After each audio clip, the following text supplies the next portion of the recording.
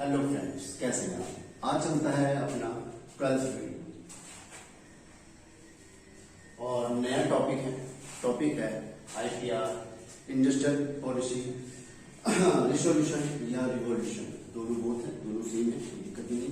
अब चलते इसके बारे में। इससे पहले में हमने पढ़ा इंडस्ट्रियलाइज के बारे में कि इंडस्ट्री जब आई प्राइवेट सेक्टर में दे दी गई थी तो काफी ज्यादा डेवलपमेंट हुआ, लेकिन गवर्नमेंट को या स्टेट गवर्नमेंट को या पब्लिक को भी दिक्कत होने लगी। उन्होंने सोचा कि अगर सारे के सारे इंडस्ट्रीज मतलब ऑल ऑफ इंडस्ट्रीज अगर प्राइवेट सेक्टर में चली जाएगी तो कुछ ही ऐसे पर्सन होंगे जो आपकी इकोनॉमी को कंट्रोल करेंगे, गवर्नमेंट का कोई रूल नहीं जाएगा। इट मींस कुछ ही पर्सन रिचेस्ट रहेंगे, बाकी सारे के सारे पर्सन क्या होंगे, पुअर के पुअर रह जाएंगे। इस चीज को ध्यान में रखकर, इस टॉपिक को ध्यान में रखकर हमारी गवर्नमेंट ने इन 1956 आईपीआर लॉन्च कर, बिल्कुल 1956 का मतलब है ये 1948 में बनाया गया था, लेकिन 1956 में लॉन्च किया गया। और आईपीआर था, जाहिर बात है इसको 1956 कंपनी एक्ट भी कहा जाता है। तो आईपीआर था, आईपीआर का मतलब है इंडस्ट्रियल पॉलिसी रिसोल्यूशन। रिसोल्यूशन का मतलब दोबारा एक सॉल्यूशन तैयार करना, या रिवॉल्यूशन, यहाँ पे हमें पता चलेगा कि हमारा प्रॉब्लम क्या है। इसके ध्यान में रखकर इसका मतलब था कि it's refer to that was a clear, बिल्कुल एक क्लियर पॉइंट बता देना, declaration of the government on the leading role. बिल्कुल हाँ जी, ये पूरा बता देना कि गवर्नमेंट का लीडिंग रोल है, government in the process of industrialisation. बिल्कुल हाँ जी, इसमें इंडस्ट्रियलाइजेशन में गवर्नमेंट का लीडिंग रोल रहेगा इन आईपीआर में। अब इसको भी हमने 1956 के एक्ट में 1956 आईपीआर में 3 कैटेगरीज में बांट दिया गया। 3 कैटेगरीज कह सकते हैं, इसके फीचर्स कह सकते हैं, या फिर इसका प्रिंसिपल ऑफ आईपीआर 1956 कह सकते हैं। अब इसके बारे में देखते हैं।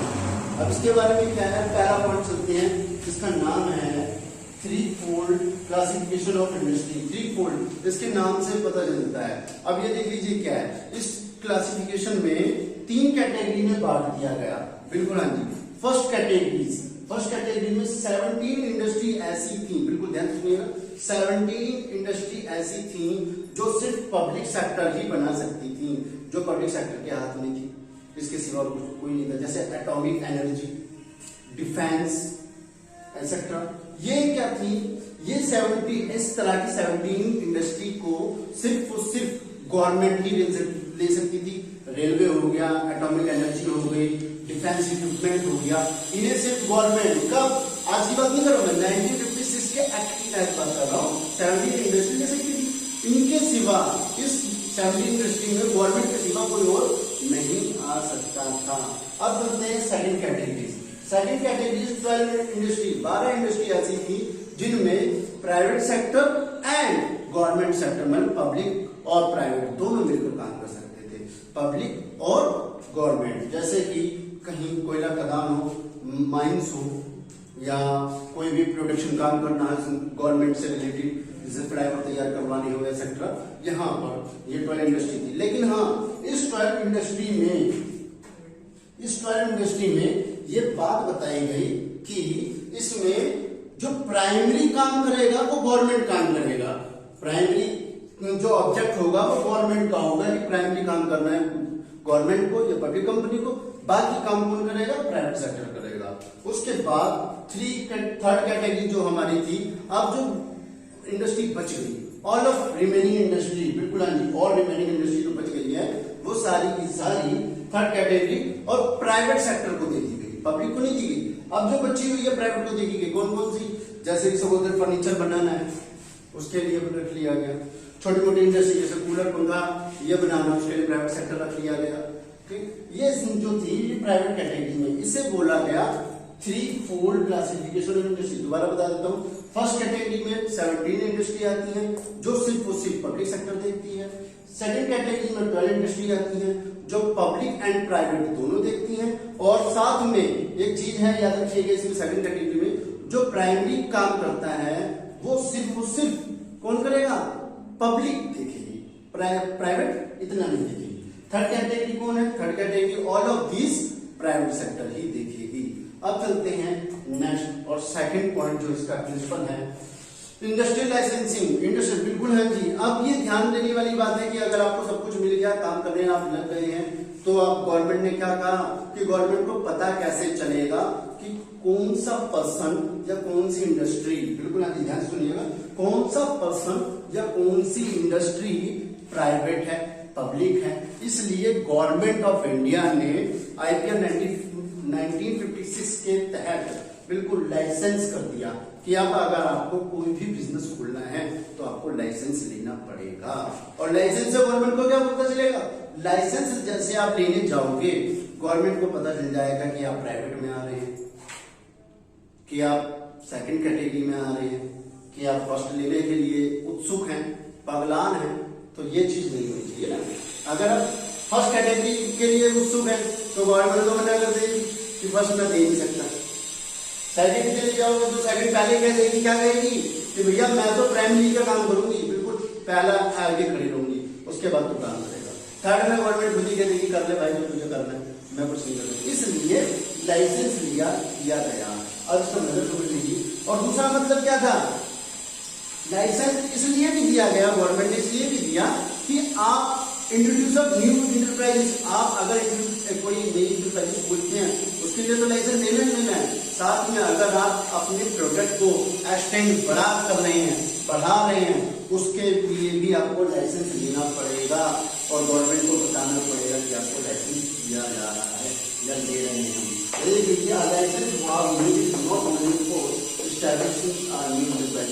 लाइसेंस का मतलब ये नहीं है कि एक नई इंटरप्राइजेस में स्टैब्लिश ही हो गया, लेकिन साथ के साथ क्या है, but also for expanding production capacity of the existing firm. बिल्कुल मतलब है कि आप अगर नई दुकान खोल रहे हैं या नई इंडस्ट्री खोल रहे हैं उसके लिए लाइसेंस लेना तो है ही। साथ में अगर आपके पास पुरानी इंटरप्राइजेस है और आप अपनी प्रोडक्शन कैपेसिटी बढ़ाना चाहते हैं तो भी आपको आईपीआर 1956 के एक्ट के तहत आपको लाइसेंस लेना पड़ेगा, जिससे कि गवर्नमेंट को पता चलेगा कि आप पहले क्या काम कर रहे थे, आप किस कैटेगरी में हैं, फर्स्ट में, सेकंड में या थर्ड कैटेगरी में हैं, उसके तहत आप काम करेंगे। अब चलते हैं आगे, थर्ड पॉइंट है इंडस्ट्रियल कंसेशन। मतलब समझा देता हूं उससे पहले, जब आपको लाइसेंस मिल जाएगा तो काफी कंपनियां जो थी इंडिया में ये सोचकर बैठी हुई थी कि हम लाइसेंस लेंगे, हमें फर्स्ट कैटेगरी में दिया नहीं जा रहा, सेकंड कैटेगरी में पहले से ही पब्लिक सेक्टर इंक्लूड हो जाएगी तो हमारा प्रॉफिट किस में होगा। इसको ध्यान में रखकर काफी कंपनियां क्या बायकॉट होने लगी, कि काफी इंडस्ट्रीज बायकॉट होने लगी कि अब हम नहीं रह सकते। तो इसको ध्यान में रखते हुए गवर्नमेंट ऑफ इंडिया ने क्या कहा, गवर्नमेंट ऑफ इंडिया ने कहा कि आपको हम इंडस्ट्रियल कंसेशन देंगे। कैसे समझा देता हूं, अगर आप कहीं बाय ट्रेन से एक स्टेट से दूसरे स्टेट में गए होंगे तो बीच में कुछ गैप होता है, उस गैप में आपने देखा कि कोई इंडस्ट्री लगी होती है, जैसे कोका कोला कंपनी की इंडस्ट्री लगी हो, कहीं सीमेंट की इंडस्ट्री लगी हो, तो गांव साइड में लगी होती है। कहां लगी होती है, गांव साइड में, रेजिडेंशियल इलाके से अलग।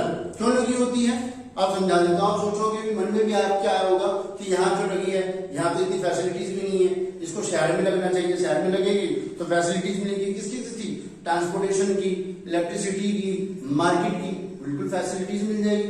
तो इसको ध्यान में रखते हुए गवर्नमेंट ऑफ इंडिया ने क्या कहा कि कम इंडस्ट्री से कि आप क्या करो, बैकवर्ड एरिया या रूरल एरिया में जाइए और वहां पर अपनी इंडस्ट्री लगाइए। जब आप इंडस्ट्री लगाएंगे वहां से तो आपको क्या बेनिफिट मिलेगा इंडस्ट्री को, वहां पर बहुत ही कम कॉस्ट में लैंड एंड बिल्डिंग क्रिएट हो जाएगी। दूसरा क्या बेनिफिट होगा, जो उनके वर्कर्स होंगे उन्हें कम वेजेस देना पड़ेगा, किसके हिसाब से, अर्बन एरिया के हिसाब से रूरल एरिया वाले पर्सन को कम वेजेस एंड सैलरी देनी पड़ेगी। तो और इसके ब्याप में गवर्नमेंट ऑफ इंडिया ने कहा क्या करा, टैक्स हॉलीडे, बिल्कुल है जी, मतलब जो टैक्स देना था उसमें छूट कर दी कि आपको ज्यादा टैक्स नहीं देना। साथ में क्या कह दिया, साथ में कह दिया आपको इलेक्ट्रिसिटी की जरूरत है तो हाँ जी है, तो आपको क्या करना पड़ेगा, आपको चीपेस्ट रेट पर इलेक्ट्रिसिटी सप्लाई करवा दी जाएगी। बिल्कुल हाँ जी, देख लीजिए, सब्सिडीज पावर सप्लाई, कम से कम रेट में वहां पर आपको सब्सिडी के हिसाब से आपको सप्लाई करवा दी जाएगी इलेक्ट्रिसिटी। अब ये चीज ध्यान में रखते हुए, बिल्कुल हाँ जी, ये चीज ध्यान में रखते हुए जितने भी इंडस्ट्रियल थे वो सारे खुश हो गए। उनके हिसाब से तो उनको टैक्स में भी छूट मिल गई, इलेक्ट्रिसिटी में भी छूट मिल गई, वेजेस में भी छूट मिल गई कि हाँ हमें ज्यादा सैलरी नहीं देनी, वेजेस नहीं देना, लेबर भी सस्ता मिलेगा। और क्या छूट मिली, किस चीज में छूट मिलेगी, लैंड एंड बिल्डिंग्स में भी छूट मिल गई, रॉ मटेरियल में भी छूट मिल गई।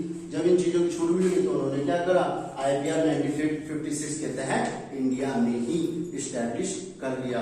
अब हम जो पढ़ रहे हैं ये 1956 के बारे में पढ़ रहे हैं, क्या ये आज भी चल रहा है या इसमें कुछ बदला है, इसके बारे में हम नेक्स्ट जो वीडियोस आएगी, टॉपिक होगा, उसमें पढ़ेंगे। अब 1956 के बाद जो चेंज हुआ था वो 1991 में चेंज हुआ था। उसमें क्या चेंज हुआ था, क्या आज भी यही 3 प्रिंसिपल चल रहे हैं या चेंज हो गए, इसके बारे में देखेंगे। अगर ये चेंज नहीं हुए हैं या हो गए हैं तो क्या जरूरत थी इन्हें चेंज करने की या क्यों जरूरत नहीं पड़ी चेंज करने की, इसके बारे में नेक्स्ट वीडियो में मैं आपको बताऊंगा। अगर आपको कोई इसमें से डाउट है तो प्लीज मेरे कमेंट बॉक्स में जाकर आप कोई भी क्वेरी कर सकते हैं, मैं आपका आंसर दूंगा। Thank you.